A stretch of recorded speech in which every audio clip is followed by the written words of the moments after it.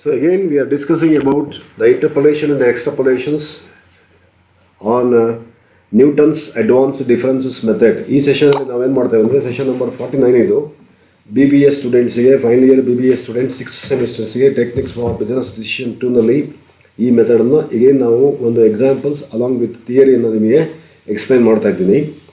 ಈ ಸೆಷನಲ್ಲಿ ಏನಾಗುತ್ತೆ ಅಂತ ಹೇಳಿದ್ರೆ ನಾವು ಏನು ಡಿಸ್ಕಸ್ ಮಾಡ್ತೇವೆ ಅಂದರೆ ಇಂಟರ್ಪೊಲೇಷನ್ ಆ್ಯಂಡ್ ಎಕ್ಸ್ಟ್ರಪೊಲೇಷನ್ಸ್ ಮೆಥಡಲ್ಲಿ Newton's advancing differences method, steps for Newton's advancing differences method, conditions for the apply Newton's advancing differences method. ಈ ಮುಖಾಂತರ ನಾವು ಅದನ್ನು ನ್ಯೂಟನ್ಸ್ ಮೆಥಡಲ್ಲಿ ಅನ್ನೋನ್ ವ್ಯಾಲ್ಯೂಸನ್ನು ಕಂಡುಹಿಡಿಯೋದು ಹೇಗೆ ಅಂತೇಳಿ ಅಸೈನ್ಮೆಂಟನ್ನು ಮಾಡ್ತಾ ಬರ್ತಾರೆ.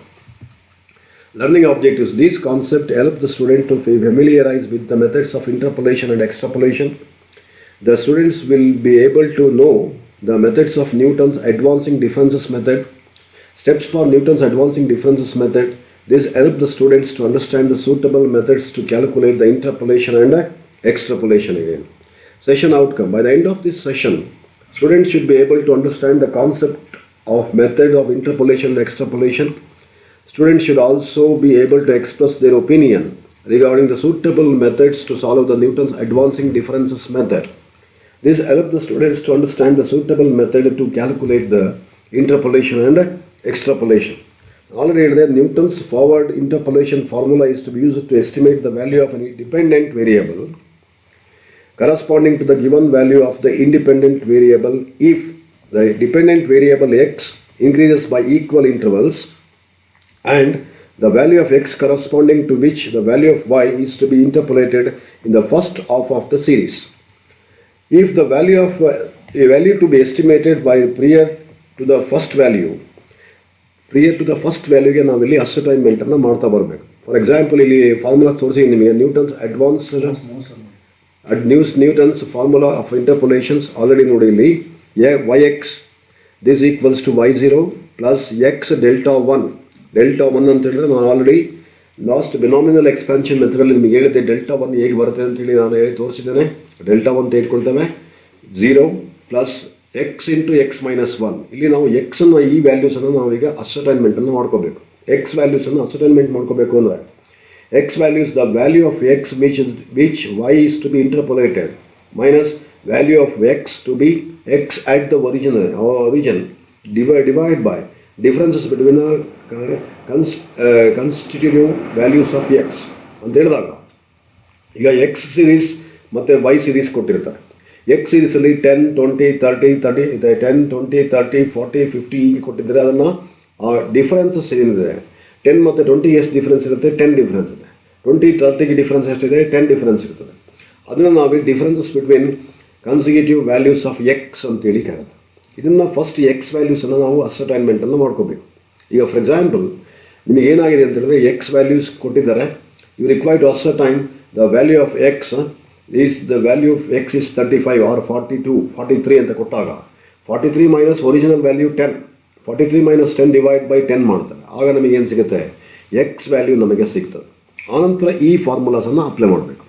ಈ ಫಾರ್ಮುಲಾಸನ್ನು ಅಪ್ಲೈ ಮಾಡಬೇಕು ಅಂದರೆ y0 plus x delta 1 plus x into x minus 1 divide by 2 delta 2 plus x into x minus 1 X minus 2 divide by 3 delta 3 plus so on. ಅದೇ ರೀತಿ ಮುಂದೆ ಏನಾದರೂ ಜಾಸ್ತಿ ಆಗ್ತಾ ಇದೆ ಅಂತೇಳಿ ಆ ವ್ಯಾಲ್ಯೂಸನ್ನು ನಾವಲ್ಲಿ ತೋರಿಸ್ತಾ ಬರುತ್ತೇವೆ. It should be written up as to number known to the values of y0 is origin values of original value of y ಅಂತ ಹೇಳಿದ್ರೆ ನಾನು ಆಲ್ರೆಡಿ ಹೇಳಿದೆ ಎಕ್ಸ್ ಸೀರೀಸ್ ಮತ್ತು ವೈ ಸೀರೀಸ್ ಕೊಟ್ಟಾಗ ಫಸ್ಟ್ ವ್ಯಾಲ್ಯೂ ಆಫ್ y-ಅನ್ನು ನಾವು y0 ಅಂತೇಳಿ ತೆಗೆದುಕೊಳ್ತೇವೆ. Delta 1 is nothing but first leading differences of the y series. Y ಸೀರೀಸಲ್ಲಿ ಫಸ್ಟ್ ಲೀಡಿಂಗ್ ಡಿಫ್ರೆನ್ಸಸ್ ಏನಿದೆ ಅದನ್ನು ನಾವು ಡೆಲ್ಟಾ 1 ಅಂತ ಹೇಳಿ ತೆಗೆದುಕೊಳ್ತೇವೆ. ಡೆಲ್ಟಾ 2 ಅಂತ ಹೇಳಿದಾಗ ಸೆಕೆಂಡ್ ಲೀಡಿಂಗ್ ಡಿಫ್ರೆನ್ಸಸ್ಸನ್ನು ತೆಗೆದುಕೊಳ್ಬೇಕು. Newton's formula should be used when the value to be interpolated as in the beginning of the data. The reason is that in the formula we can take forward leading differences in the series. ಇದ್ದಾಗ ನಾವೇನು ಮಾಡ್ತೇವೆ? Newton's ಫಾರ್ಮುಲಾಸನ್ನು apply ಮಾಡ್ತಾ ಬರ್ತೇವೆ. Conditions for apply the Newton's advancing differences method ಅಂತ ಹೇಳಿದಾಗ first important condition is here. Value of independent variable must be in arithmetic progression. Value of independent variable must be in arithmetic progressions ಅಲ್ಲಿ ತೆಗೆದುಕೊಂಡಿರ್ತವೆ. Value of x for which y value is to be interpolated is other than given value of x in the series. Already ಹೇಳಿದೆ ನಾವು ಈ y ವ್ಯಾಲ್ಯೂಸನ್ನು ಕಂಡುಹಿಡಬೇಕಾದ್ರೆ other then x series already ಹೇಳಿದೆ 10, 20, 30, 40, 50 ಇದೆ ಅಂತ ಹೇಳಿದಾಗ you require to ascertain the value of x when y equals 32 ಅಂತ ಕೊಟ್ಟಿರ್ತಾರೆ. ಆಗ ನಾವೇನು ಮಾಡಬೇಕು, ಆ ವ್ಯಾಲ್ಯೂಸನ್ನು ನಾವು ಎಕ್ಸನ್ನು ಕಂಡುಹಿಡಬೇಕಾದ್ರೆ ಆ ವ್ಯಾಲ್ಯೂಸನ್ನು ತೆಗೆದುಕೊಳ್ಬೇಕಾಗತ್ತೆ. ಇದು ನ್ಯೂಟನ್ಸ್ ಮೆಥಡಲ್ಲಿ ನಾವು ಫಾಲೋ ಮಾಡ್ತಾ ಬರುತ್ತೆ. Conditions for apply of Newton's advancing differences method ಈಗ this method is used only in interpolation more concerned with the interpolation of figure of y between two values of x variables. It is based on the advancing differences. We have to proceed with obtaining the differences between the y value, extending the process till only one differences remains in the end. One differences remains in the end. Note here, Newton's formula should be used when the values to be interpolated is in the beginning of the data. The reason is that in the formula we can take forward leading differences in the series. Forward leading differences in the series ಅನ್ನು ನಾವು ತೆಗೆದುಕೊಂಡಾಗ ನಾವು Newton's ಫಾರ್ಮುಲಾಸನ್ನು apply ಮಾಡಲಿಕ್ಕೆ ಆಗ್ತದೆ. ಆನಂತರ next ನೋಡಿ, ಈಗ ಒಂದು following steps are to be followed by applying the Newton's ಅಂತ ಹೇಳಿದಾಗ ಈಗ ತಾನು ಹೇಳಿದೆ ನಾನು ಸ್ಟೆಪ್ 1ನಲ್ಲಿ find the leading differences until only one differences remain at the end. ಅಂದರೆ ನಾವು ಡೆಲ್ಟಾ 1, ಡೆಲ್ಟಾ 2, ಡೆಲ್ಟಾ 3 ಮಾಡಿದಾಗ ಲಾಸ್ಟ್ ಏನಿದೆ ಅಲ್ಲಿ 1 ಇರಬೇಕಷ್ಟೇ, 1 ಡಿಫ್ರೆನ್ಸಸ್ ಮಾತ್ರ ಇರಬೇಕು. ಆಗ ನಾವು ಅದನ್ನು ಆ ವ್ಯಾಲ್ಯೂಸ್ ಮಾಡೋ ತನಕನೂ ಕೂಡ ಡೆಲ್ಟಾಸನ್ನು ನಾವು ಕ್ಯಾಲ್ಕುಲೇಟ್ ಮಾಡ್ತಾನೆ ಹೋಗಬೇಕು. Steps to find the value of x using the following formula. Value of ಎಕ್ಸನ್ನು ನಾವು ಫಾರ್ಮುಲೇಟ್ ಮಾಡಬೇಕಾದ್ರೆ ಆಲ್ರೆಡಿ ಹೇಳಿದೆ item of interpolation minus item of origin divide by differences between adjoining item ಅಂತ ಹೇಳಿದ್ರೆ ಪ್ರತಿಯೊಂದರ ಕ್ಲಾಸ್ ಡಿಫ್ರೆನ್ಸ್ ಏನಿದೆ ಅದು ಈಕ್ವಲ್ ಇರ್ತದೆ. ಆ ಈಕ್ವಲ್ನ ಡಿಫ್ರೆನ್ಸ್ ಎಷ್ಟಿರುತ್ತೆ ಅಂದರೆ 5, 10, 15 ಆ ಥರ ಇದ್ದಾಗ ಅದನ್ನು ನಾವಿಲ್ಲಿ ತೋರಿಸ್ತೇವೆ. ದೆನ್ ಐಟಮ್ ಆಫ್ ಇಂಟರ್ಪೊಲೇಷನ್, ಯಾವುದನ್ನು ಇಂಟರ್ಪೊಲೇಷನ್ ಮಾಡಬೇಕು ಅಂತೇಳಿ ಅವ್ರು ಕೊಟ್ಟಿರ್ತಾರೆ ಆ ವ್ಯಾಲ್ಯೂಸನ್ನು ತೆಗೆದುಬೇಕು. Say for example 32, 42, 45 minus 10 divide by 10 ಮಾಡ್ತೇವೆ. ಈ ಥರ ನಾವು ಎಕ್ಸ್ ವ್ಯಾಲ್ಯೂಸನ್ನು ಅಸೈನ್ಮೆಂಟನ್ನು ಮಾಡ್ಕೊಳ್ತೇವೆ. ದೆನ್ ಫಾರ್ಮುಲಾಸನ್ನು ಅಪ್ಲೈ ಮಾಡಿದಾಗ ಇಲ್ಲಿ y equals y0 plus x delta 1 plus x into x minus 1 divided by 1 into 2 delta 2 plus x minus 1 minus into x minus 2 divided by 1 into 2 into 3 delta 3 plus x into x minus 1, x minus 2, x minus 3 divided by 1 multiply into divided by 1 into 2 into 3 into 4 delta 4 and so on. ಅಂದರೆ ಎಲ್ಲಿ ತನಕ ಅದು end ಆಗ್ತದೆ ಅಲ್ಲಿ ತನಕ ಫಾರ್ಮುಲಾವನ್ನು ನಾವು ಬರಿತಾನೆ ಹೋಗಬೇಕು. So ಇದು steps in calculating the Newton's method. ಈಗ ಒಂದು ಸೀರೀಸ್ ತೋರಿಸ್ತಾ ಇದ್ದೀನಿ ನಿಮಗೆ. It is for example series ತೋರಿಸ್ತಾ ಇದ್ದೀನಿ. ಇಲ್ಲಿ ಎಕ್ಸ್ ಸೀರೀಸನ್ನು ಅವರು ಕೊಟ್ಟಿದ್ದಾರೆ, ಆ್ಯಸ್ ವೆಲ್ ಆ್ಯಸ್ ವೈ ಸೀರೀಸನ್ನು ಕೊಟ್ಟಿದ್ದಾರೆ. ಎಕ್ಸ್ ಸೀರೀಸನ್ನು ಕೊಟ್ಟಿದ್ದಾರೆ ಅಂತ ಹೇಳಿದಾಗ ಈಗ ಫಾರ್ ಎಕ್ಸಾಂಪಲ್ 10, 20, 30, 40, 50, 50 ಆದ ನಂತರ 60 ಕೊಟ್ಟಿದ್ದಾರೆ ಅಂತ ಹೇಳಿ.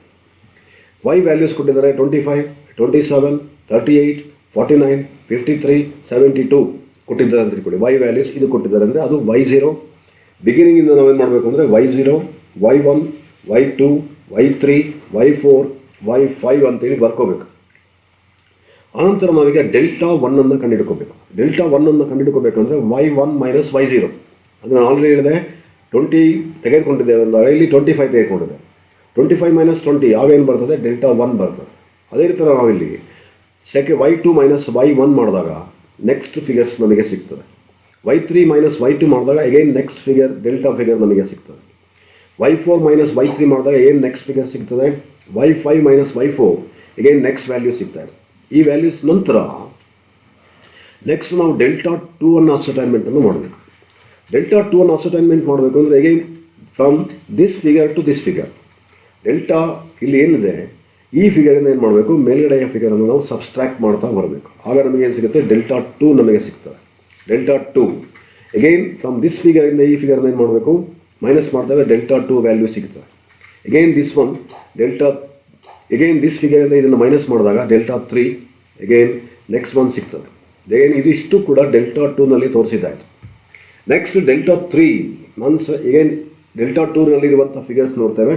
ಡೆಲ್ಟಾ ಟೂನಲ್ಲಿರುವಂಥ ಫಿಗರ್ಸಲ್ಲಿ ನಾನು ಹೇಳಿದೆ y2 ಇಂದ y1 ಈ ಥರ ನಾವು ಮೈನಸ್ ಮಾಡ್ತಾ ಹೋದಾಗ delta 3 values in so on ಕೊನೆಯ ತನಕ ನಾವು ಸಬ್ಸ್ಟ್ರಾಕ್ಷನ್ ಮಾಡಿದಾಗ ಅಪ್ ಟು ಡೆಲ್ಟಾ 5 ವರೆಗೆ ನಾವು ತೋರಿಸಿದ್ದೇವೆ. ಸಪೋಸ್ ಇಲ್ಲಿ ವ್ಯಾಲ್ಯೂಸ್ ಎಕ್ಸ್ ಸೀರೀಸ್ 6 ಇದೆ ಅಂದ್ಕೊಳ್ಳಿ, ಇಲ್ಲಿ ಎಷ್ಟು ಬರ್ಸಿದ್ದಾರೆ ಓನ್ಲಿ 5 ಇದೆ, 6 ಇದೆ ಅಂತ ಹೇಳಿದಾಗ ಒನ್ ಮೋರ್ ಸ್ಟೆಪ್ ಬರ್ತದೆ, ಡೆಲ್ಟಾ 6 ಬರ್ತದೆ.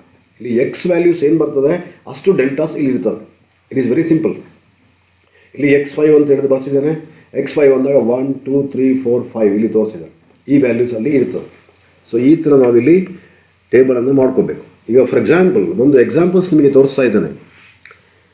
Below are the wages earned by workers per month in a certain factory, interpolate the number of workers earning ₹35 ಅಂತ ಹೇಳಿದಾಗ ನಮಗೆ ವರ್ಕರ್ಸ್ನ ಕೊಟ್ಟಿದ್ದಾರೆ, ವರ್ಕರ್ಸ್ ಕೊಟ್ಟಿದ್ದಾರೆ. ಇಲ್ಲಿ ವರ್ಕರ್ಸ್ ಎಷ್ಟಿದೆ ಅಂದರೆ 10 20 30 40 50 and 60 ಇದೆ ಅವರ earnings. So number of workers earning 35 ಅಂತ ಇಲ್ಲಿ ಕೊಟ್ಟಿದ್ದಾರೆ. ಅಂದರೆ ವೈ ವ್ಯಾಲ್ಯೂಸ್ ಇದೆ 50 150 300 500 700 ಆ್ಯಂಡ್ 800 ಕೊಟ್ಟಿದ್ದಾರೆ. ಅವರ ವೇಜಸ್ ಕೊಟ್ಟಿದ್ದಾರೆ ಮತ್ತು ವರ್ಕರ್ಸ್ ಕೊಟ್ಟಿದ್ದಾರೆ ಅಂತ ಹೇಳಿದಾಗ ಪರ್ ಮಂತಿನ ವೇಜಸ್ ಮತ್ತು ನಂಬರ್ ಆಫ್ ವರ್ಕರ್ಸ್ ಅವರ ಅರ್ನಿಂಗ್ಸನ್ನು ಕೊಟ್ಟಿದ್ದಾರೆ. ನೆಕ್ಸ್ಟ್ ಇಲ್ಲಿ ನೋಡ್ತಾ ಬಂದಾಗ ಇಲ್ಲಿ ನಾನು ಆಲ್ರೆಡಿ ಹೇಳಿದೆ, ಇದನ್ನು ಎಕ್ಸ್ ಸೀರೀಸ್ ಅಂತ ತೆಗೆದುಕೊಳ್ತೇವೆ. 10 20 30 40 50 and 60 ಇದು split as x0 x1 x2 x3 x4 and x5. ಆನಂತರ ವೈ ವ್ಯಾಲ್ಯೂಸ್ ತೆಗೆದುಕೊಂಡಿದ್ದಾರೆ 50 150 300 500 700 and 800. ಇದಕ್ಕೆ ನಾವು ಏನನ್ನು ತೆಗೆದುಕೊಳ್ತೇವೆ ಅಂದರೆ y0 y1 50 split as y0 150 y1 300 y2 y3 y4 and y5 ತೆಗೆದುಕೊಂಡೆ. ಈಗ ನಾವೇನು ಮಾಡಬೇಕು ಅಂದರೆ ಇನ್ಫಾರ್ಮೇಷನ್ಸ್ ಪ್ರಕಾರ ಡೆಲ್ಟಾ 1 ಕಂಡುಹಿಡ್ಕೋಬೇಕು. ಡೆಲ್ಟಾ 1 ಕಂಡುಹಿಡ್ಕೊಳ್ತೇವೆ ಅಂತ ಹೇಳಿದಾಗ ಇಲ್ಲಿ ನಿಮಗೆ ಗೊತ್ತಿದೆ ಡೆಲ್ಟಾ 1 ಅಂತ ಹೇಳಿದಾಗ ಇಲ್ಲಿ ಹೇಳಿದೆ ನಾನು 150 - 50 ಮಾಡಬೇಕು. y1 - y0 y1 - y0 ಅಂದರೆ V get the delta nothing but 100. 150 - 50 ಅಂದರೆ ಎಷ್ಟಾಯಿತು 100 ಬರ್ತದೆ. 300 - 150 ಅಂದರೆ ಎಷ್ಟು ಬರ್ತದೆ 150 ಬರ್ತದೆ.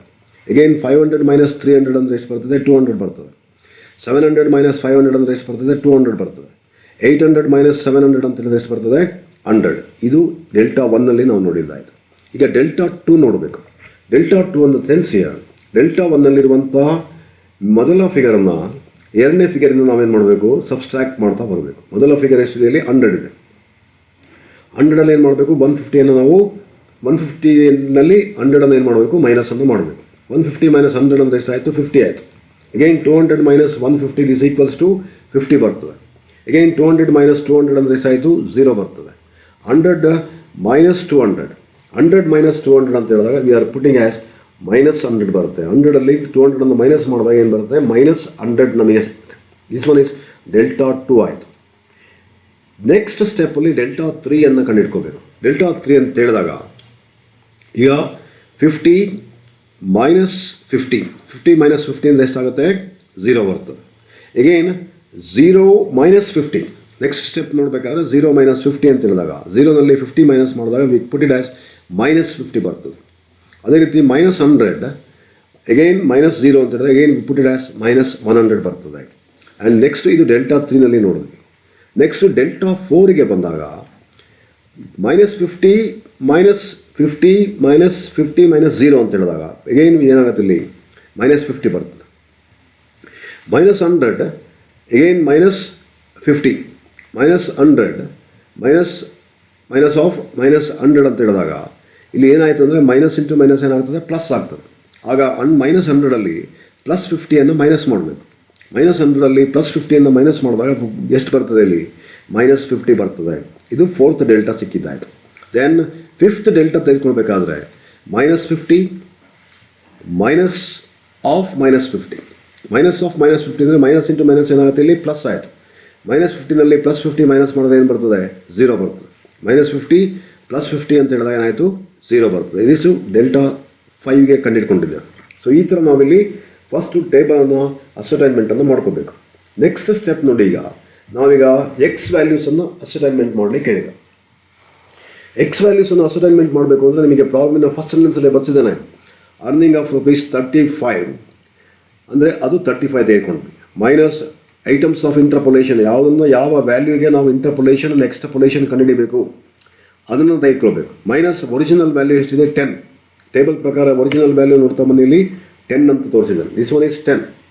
ಆ 10ಅನ್ನು ನಾವಿಲ್ಲಿ ಏನು ಮಾಡ್ತೇವೆ, 35 ಮೈನಸ್ ಮಾಡ್ತೇವೆ, ಡಿವೈಡ್ ಬೈ 10 ಅಂದರೆ ಡಿಫ್ರೆನ್ಸಸ್ ಬಿಟ್ವೀನ್ ಅಡ್ಜಾಯ್ನಿಂಗ್ ಐಟಮ್ಸ್ ಅಂತ ಹೇಳಿದ್ರೆ. ಈಗ ನೋಡಿ ಇಲ್ಲಿ ಎಕ್ಸ್ ವೇರೀಸ್ ನೋಡಿ, 10, 20, 30, 40, 50, 60 ಅಂತ ಹೇಳಿದಾಗ ಪ್ರತಿಯೊಂದರ ಕ್ಲಾಸ್ ಡಿಫ್ರೆನ್ಸ್ ಎಷ್ಟಿದೆ, ಇಲ್ಲಿ 10 ಡಿಫ್ರೆನ್ಸಸ್ ಇದೆ. ಅದನ್ನು ನಾವು ಡಿಫ್ರೆನ್ಸ್ ಅಂತ ಟ್ರೀಟ್ ಮಾಡ್ತೇವೆ. ಆ 10ಅನ್ನು ನಾವು ಕೆಳಗಡೆ ಬರ್ಕೊಂಡಿದ್ದೇವೆ. therefore 35 minus 10 ಡಿವೈಡ್ ಬೈ 10 ಅಂತ ಹೇಳಿದಾಗ ಎಕ್ಸ್ ವ್ಯಾಲ್ಯೂ ಎಷ್ಟು ಬಂತು, 2.5 ನಮಗೆ ಸಿಕ್ಕಿದೆ. 2.5 ಸಿಕ್ಕಿದ ನಂತರ ಈಗ ನಾವು ಫಾರ್ಮುಲಾಸನ್ನು ಅಪ್ಲೈ ಮಾಡಬೇಕು. y equals y0 plus delta 1 multiplied into delta 1 plus x into x minus 1 divide by 1 into 2 delta 2 plus x into x minus 1 x minus 2 divide by 1 2 3 and so on. ಇದೇ ಥರ ಅದೇನಾಗುತ್ತೆ, ಮೂಮೆಂಟ್ ಆಗ್ತಾ ಹೋಗುತ್ತೆ. ಆ moment ಆಗ್ತಾ ಇದ್ದಾಗೆ ನಾವೇನು ಮಾಡ್ತೇವೆ, ಅದು ಫೈನಲ್ ಸ್ಟೆಪ್ಪಿಗೆ ಬರ್ತದೆ. ನೆಕ್ಸ್ಟ್ ಇಲ್ಲಿಂದ ಇನ್ಫಾರ್ಮೇಷನ್ ಪ್ರಕಾರ 50 y0 ಅಂದರೆ ನಾವೀಗ ಆಲ್ರೆಡಿ ಅಸೈನ್ಮೆಂಟ್ ಮಾಡ್ಕೊಂಡಿದ್ದೇವೆ, 50 ಬರ್ತದೆ. y0 ಏನಾಗುತ್ತೆ, 50 ಬರ್ತದೆ ಅಂದಾಗ 50 ಅಂತ ಹೇಳಿದ್ರೆ ಎಲ್ಲಿ ಬಂದಿದೆ ತೋರಿಸ್ತೀನಿ ನೋಡಿ, ನಿಮ್ಮ ಟೇಬಲ್ ನೋಡಿ. ಅದು ಡೆಲ್ಟಾ 1 ಎಷ್ಟಿದೆ ಅಲ್ಲಿ 50, y0 ಅಂದರೆ ಇದು 50, y ವ್ಯಾಲ್ಯೂಸ್ ಅಂದರೆ 50 ಇದು. ಆನಂತರ y1 ಅಂದರೆ 150, y2 ಅಂದರೆ 300, y3 ಅಂದರೆ 500, y4 ಅಂದರೆ 700, y5 ಅಂದರೆ 800. ಆ ಫಿಗರ್ನ ನಾವಿಲ್ಲಿ ಸಬ್ಸ್ಟಿಟ್ಯೂಟ್ ಮಾಡ್ತಾ ಹೋಗಬೇಕು. ಅರ್ಥ ಆಯ್ತಲ್ಲ ಹೇಳೋದು. Delta 1 50, y0 is nothing but 50. Delta 1 ಅಂದರೆ ಆಲ್ರೆಡಿ ನಾವು ಹೇಳಿದೆ delta 1 X into delta 1. X ಅಂತ ಹೇಳಿದ್ರೆ 2.5 ನಿಮಗೆ ಗೊತ್ತಿದೆ. 2.5 ಅಂತ ಹೇಳಿದಾಗ ಈಗ ನಾನು ಮೇಲ್ಗಡೆ ಸ್ಟೆಪ್ಸಲ್ಲಿ ಅಸೈನ್ಮೆಂಟನ್ನು ಮಾಡಿದ್ವಿ. ಮಲ್ಟಿಪ್ಲೈಡ್ ಇಂಟು ಡೆಲ್ಟಾ 1 100 ಬರ್ತದೆ, plus 2.5 into 2.5 minus 1 divide by 1 into 2 multiplied into 50 ಅಂದರೆ ಡೆಲ್ಟಾ 2. ಸೆಕೆಂಡ್ ಸ್ಟೆಪ್ಪಲ್ಲಿ ಡೆಲ್ಟಾ 2 ಎಷ್ಟು ಬಂದಿದೆ, ಅಲ್ಲಿ ಡೆಲ್ಟಾ 2 ನಮಗೆ 50 ಬಂದಿದೆ, ಅದನ್ನು ತೆಗೆದುಕೊಳ್ಬೇಕು. Plus 2.5 into 2.5 into minus 1 2.5 minus 2 multiplied into 0 ಅಂತ ಹೇಳಿದ್ರೆ ಅದು ಡೆಲ್ಟಾ 3. 0 ಬಂದಿದೆ ಅಲ್ಲಿ, ಡೆಲ್ಟಾ 3ಗೆ 0 ತೆಗೆದುಕೊಂಡಿದ್ದೇವೆ.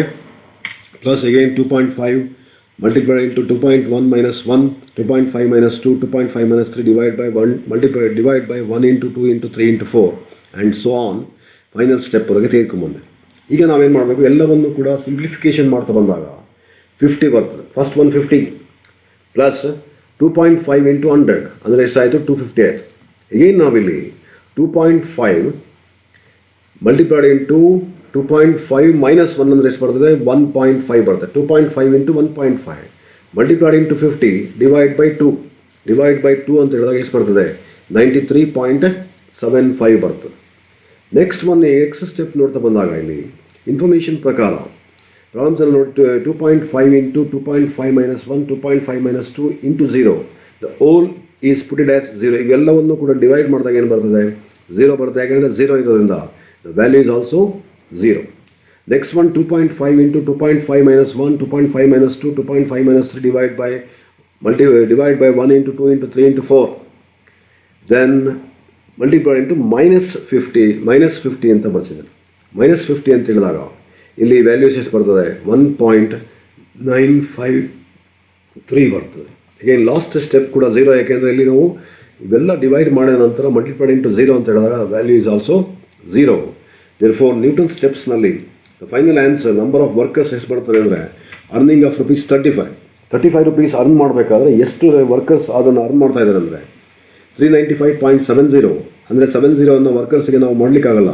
ಅದೇನು ಮಾಡ್ತೇವೆ, ನೆಕ್ಸ್ಟ್ ಫಿಗರ್ಗೆ ರೌಂಡ್ ಅಪ್ ಮಾಡ್ತೇವೆ. 396 workers earning the amount of rupees 35 ಅಂತೇಳಿ ಟ್ರೀಟ್ಮೆಂಟ್ ಮಾಡ್ತೀವಿ. ಈ ಥರ ನಾವು ನ್ಯೂಟನ್ಸ್ ಮೆಥಡಲ್ಲಿ ಕ್ಯಾಲ್ಕುಲೇಷನ್ಸನ್ನು ಮಾಡಬೇಕು. ಸೆಕೆಂಡ್ ಪ್ರಾಬ್ಲಮ್ಸ್ ಇನ್ನೊಂದಿದೆ ನೋಡಿ. ಇಲ್ಲಿ ಸೆಕೆಂಡ್ ಪ್ರಾಬ್ಲಮ್ ಅಗೇನ್ ಇಲ್ಲಿ below are the wages earned by the workers per month in a certain factory. Interpolate the number of workers earning 25. Previous ಪ್ರಾಬ್ಲಮ್ನಲ್ಲಿ ಏನು ಹೇಳಿದೆ ಅದೇ ಮೆಥಡಲ್ಲಿ ಇಲ್ಲೂ ಕೂಡ ಇದೆ. ಸೇಮ್ ಇನ್ಫಾರ್ಮೇಷನ್ಸ್ ಇದೆ ಮತ್ತು ಸೇಮ್ ಡಾಟಾ ಇದೆ.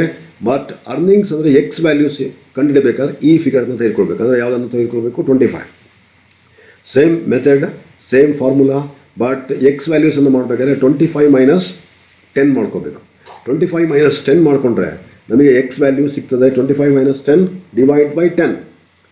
ಅಗೈನ್ ಟೇಬಲ್ ಲಾಸ್ಟ್ ಪ್ರಾಬ್ಲಮ್ನಲ್ಲಿ ಎಕ್ಸ್ಪ್ಲೇನ್ ಮಾಡ್ದಂಗೆ same table, same amount, same values ಇದೆ. ಫಸ್ಟ್ ಡೆಲ್ಟಾ 1ನಲ್ಲಿ ನೋಡ್ತಾ ಬಂದರೆ ಇನ್ಫಾರ್ಮೇಷನ್ ಪ್ರಕಾರ 100, 150, 200, 200, 100 ಅಂತ ಬರ್ಸಿದ್ದಾನೆ. ಆನಂತರ ಡೆಲ್ಟಾ 2ನಲ್ಲಿ ನೋಡ್ತಾ ಬಂದರೆ ಈ ವ್ಯಾಲ್ಯೂಸ್ ಬಂದಿದೆ. ಆ್ಯಂಡ್ ಡೆಲ್ಟಾ 3ನಲ್ಲಿ ತೋರಿಸಿದ್ದಾನೆ ಈ ವ್ಯಾಲ್ಯೂಸ್ ಬಂದಿದೆ. ಡೆಲ್ಟಾ 4 ಇದೆ ಆ್ಯಂಡ್ ಇಯರ್ ಈಸ್ 0. ಇದರ ನಂತರ ನೆಕ್ಸ್ಟ್ ಸ್ಟೆಪ್ ನೋಡಿ, ಇಲ್ಲಿ ನೆಕ್ಸ್ಟ್ ವ್ಯಾಲ್ಯೂಸನ್ನು ಅಸೈನ್ಮೆಂಟ್ ಮಾಡಬೇಕು ಅಂದರೆ ಈಗ ತಾನು ಹೇಳಿದೆ, items of interpolation minus items of origin divide by differences between adjoining item ಅಂದರೆ 25 minus 10 divide by 10, 15 divide by 10 equals 1.5 ನಮಗೆ ಸಿಗ್ತದೆ. ಈಗೇನು ನಾವು ಸೇಮ್ ಫಾರ್ಮುಲಾಸನ್ನು ಅಪ್ಲೈ ಮಾಡ್ತಾ ಬಂದಾಗ ಇಲ್ಲಿ ನೋಡಿ y0 ಎಷ್ಟಿದೆ, 50 ಇದೆ.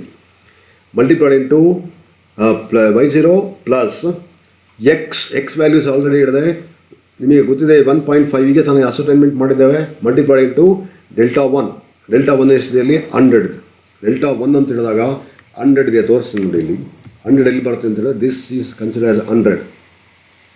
ನಾವೇನು ಮಾಡಬೇಕು ಅಂದರೆ ವ್ಯಾಲ್ಯೂಸನ್ನು ತೆಗೆದುಕೊಳ್ಬೇಕಾದ್ರೆ ಫಸ್ಟ್ ಫಿಗರ್ಸನ್ನು ತೆಗೆದುಕೊಳ್ಬೇಕು. 100, 50, again year is 0, again year is 0 ತೆಗೆದುಕೊಂಡಿದ್ದೇವೆ. ಆನಂತರ ಎಗೈನ್ ಇಲ್ಲಿ -50 ತೆಗೆದುಕೊಂಡಿದ್ದೇವೆ ಆ್ಯಂಡ್ ಫೈನಲಿ 0 ಬರುತ್ತೆ. ಅಂದರೆ ಈ ಥರ ನಾವು ತೆಗೆದುಕೊಂಡು ಹೋಗಬೇಕು. This one is 100, 50, 0, -50 and 0. So ಈ ಥರ ಮಾಡಿಕೊಂಡಾಗ ಅದೇ ಸ್ಟೆಪ್ಸಲ್ಲಿ ನಾವಿಲ್ಲಿ ತೋರಿಸಿದ್ದೀವಿ ನೋಡಿ. -50 ಇದೆ, 50 ಇದೆ ಆ್ಯಂಡ್ 0 ಇದೆ, 50 ಬರ್ತದೆ, 0 ಬರ್ತದೆ. ಈ ಥರ ನಾವು ತೆಗೆದುಕೊಂಡಾಗ ಫ್ರಮ್ ಡೆಲ್ಟಾ 1ಇಂದ ಹಿಡಿದು ಡೆಲ್ಟಾ 5ವರೆಗೆ ನಾವು ವ್ಯಾಲ್ಯೂಸನ್ನು ಅಸೈನ್ಮೆಂಟ್ ಮಾಡಿದ್ದಾಯಿತು. ದೆನ್ ಈಗ ಫೈನಲ್ ಸ್ಟೆಪ್ಪಿಗೆ ಬರಬೇಕಾದ್ರೆ 50 ಪ್ಲಸ್ 150, 1.5 ಇಂಟು 100 ಅಂದರೆ ಎಷ್ಟಾಯಿತು, 150 ಆಯಿತು. ಪ್ಲಸ್ 18.75 ಅಂದರೆ 1.5 multiplied into 1.5 minus 1 divide by 2 again multiplied into 50 ಹಾಗೆ ಎಷ್ಟು ಬರುತ್ತೆ, 18.75 ಬರುತ್ತೆ. ಈಗ ಈ ಫಿಗರಲ್ಲಿ 1.5 ಇಲ್ಲಿ ಏನಾಗಿದೆ ಅಂದರೆ ಇಲ್ಲಿ ನಮ್ಮ ಇನ್ಫಾರ್ಮೇಷನ್ಸ್ ಪ್ರಕಾರ ಇಲ್ಲಿ ನೋಡ್ತಾ ಬಂದರೆ 1.5 multiplied into 1.5 minus 1, 1.5 minus 2 and 0. ಇದು 0 ಇರೋದ್ರಿಂದ ಈ ವ್ಯಾಲ್ಯೂಸ್ ಪೂರ್ತಿ ಏನಾಗುತ್ತೆ, 0 ಬಂದಿದೆ. ಆ ಝೀರೋಸನ್ನು ನಾವು ತೆಗೆದುಕೊಂಡಿದೆ. ನೆಕ್ಸ್ಟ್ ಸ್ಟೆಪ್ಪಲ್ಲಿ 1.5 into 1.5 minus 1, 1.5 minus 2, 1.5 minus 3 -50 divide by 1 into 2 into 3 into 4. ಆಗ ನಾವೇನು ಮಾಡ್ತೇವೆ ಅಂದರೆ ದ ವ್ಯಾಲ್ಯೂ ಏನು ಬರ್ತದೆ ಅಂದರೆ -1.17. ಇದನ್ನು ಈ ಸ್ಟೆಪ್ಪನ್ನು ಸಿಂಪ್ಲಿಫಿಕೇಷನ್ ಮಾಡಿದಾಗ 1.17 ಬರ್ತದೆ. Last steps also it is put it as A 0. ಯಾಕೆ 0 ಬರುತ್ತೆ ಅಂದರೆ ಎಲ್ಲವನ್ನು ಕೂಡ ಮಲ್ಟಿಪ್ಲೈಡ್ ಇಂಟು 0 ಮಾಡಿದಾಗ we get the value of 0.